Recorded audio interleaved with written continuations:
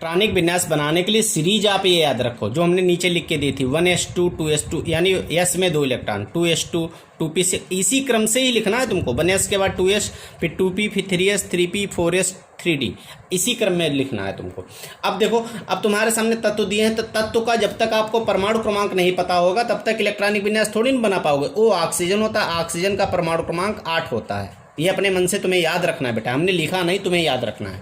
8 का इलेक्ट्रॉनिक विन्यास बनाना। अब देखो 8 का बनाना तो ऊपर वाली संख्याएं ही जोड़ा करो, 2 2 4 और 6 यहाँ तक 10 हो गई बेटा। और हमें बनाना कितने का? 8 का। तो देखिए यानी पी में हमें 6 की जगह पे कितना लिखना पड़ेगा? 4। इसी में कम ज़्यादा कर लो लास्ट में 1s2 2s2 और लास्ट में 2p6 है, लास्ट में p में कितने कर दें? 4। बेटा जहाँ पर संख्या ऊपर 6 लिखी है इसका मतलब 6 से कम आप कोई भी नंबर लिख सकते हो, परंतु 6 से ज़्यादा नहीं। अब गिन के देखो, 8 का बनाना था, 2 2 4 और 4 8 हो गए, 2 2 4 और 4। ऊपर की संख्याएं जोड़, ऊपर की संख्याओं का जोड़ ही परमाणु क्रमांक होना चाहिए, तभी आपकी इलेक्ट्रॉनिक विन्यास सही होगा। और नाइट्रोजन का परमाणु क्रमांक 7 होता है, तो इसका देखो क्या बनेगा? 1s2 2s2 2 2 4 हो गए।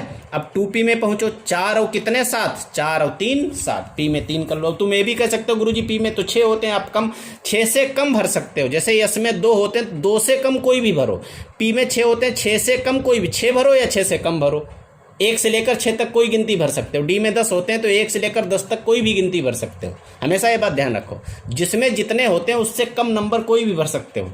अब एफ फ्लोरीन का 9 होगा, 9 का क्या बनेगा बेटा? 1s2 2s2 ऐसे गिनते जाओ, 2 2 4 हो गए। अब 2p में पहुंचो, 2 2 4 और 4 कितने? 9, 2 2 4 और 5 4 9। बेरिलियम Be कितना होता है आपका? 4, 4 का बना लो 1s2 और 2s2 लो, बन गया 2 2 4। बोरान भी कितना होता है? 5, 1s2 2s2 ठीक, और 2 2 4 और 1 5, p में 5 हो गए।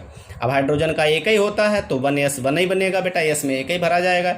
लिथियम का 3 होता है तो 1s2 और 2s 1 2 1 3, 3 ही का तो बनाना था।